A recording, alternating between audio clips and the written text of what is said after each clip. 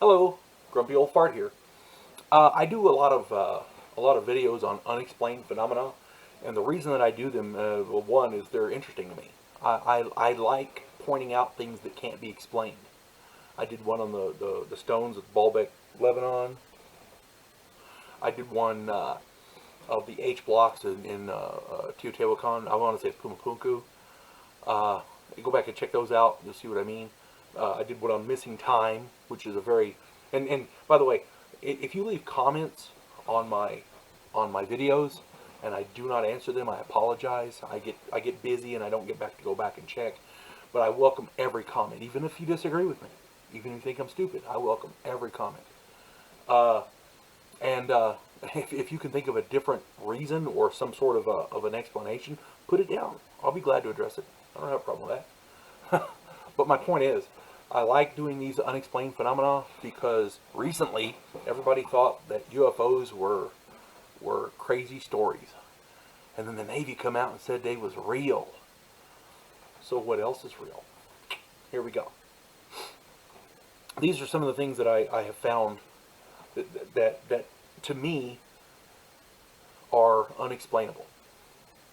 I mentioned in another one of my videos the Perry-Reese map, and I misspoke. I thought that was the one dealing with Antarctica under the ice, and I misspoke. The Perry-Reese map is another map that I'm going to include here, but the map I meant to talk about was the Orontius-Phineas map. This is the Orontius-Phineas map was discovered in the 1950s, and it was drawn in 1532 from older sources. Now, the Orontius-Phineas map is a map of Antarctica without the ice cover. So there was no ice, and they went and they charted it out. And this map accurately shows an ice-free Antarctica with no ice cap. And it's drawn with modern markings like longitude and latitude accurately. But none of that was possible at the time. We didn't even discover Antarctica until the 1700s. But this map was drawn in 1532. So, somebody knew it was there. Somebody charted it. We just didn't know. Now, and it's not the only map like it. There's the Perry-Reese map, and there's other maps. There's maps that show a 1,600-kilometer wide land strip that connects Alaska and Siberia. The land bridge that people talk about.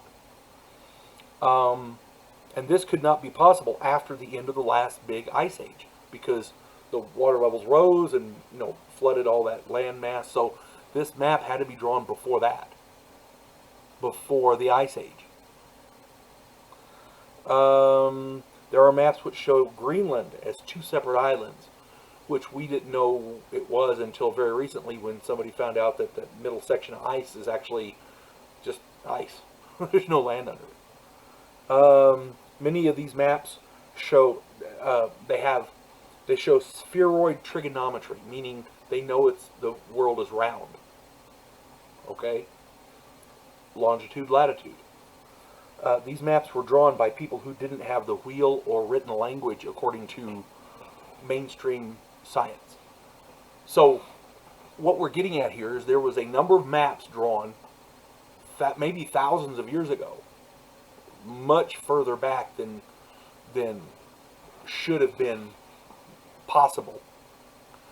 These maps were drawn by people who didn't have written language. They didn't have the wheel. They didn't have iron or steel.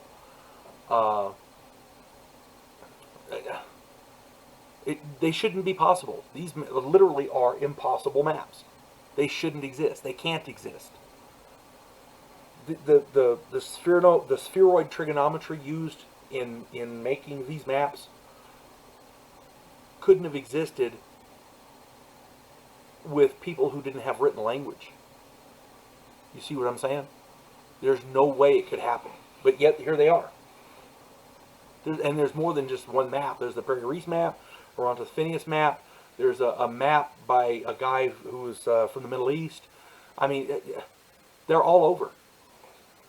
Our ancestors were traveling fools, and they had an understanding of this world that we couldn't comprehend until what, the 1700s at least.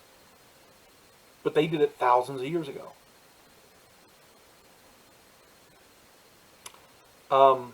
Some of these maps are so accurate, it's been speculated by military cartographers that in order to draw this map this accurately, they would have had to fly over them.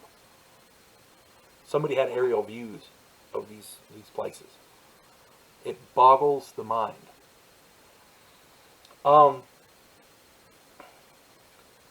See, to me, this is stuff that we need to be investigating. Because every time science says they know something for sure, somebody slaps them in the face with a fact that they can't, that doesn't fit their neat little paradigm. Okay? And Göbekli Tepe, I talk about that in some other videos. That's another one that they had no clue. It pushes back the dawn of man 5,000 years, and it still wouldn't explain some of this stuff. But, at any rate, I like talking about this stuff, so I'm going to do some more at some point. I hope you guys are enjoying them, and if you are, leave some comments. You folks have a good one. God bless one and all.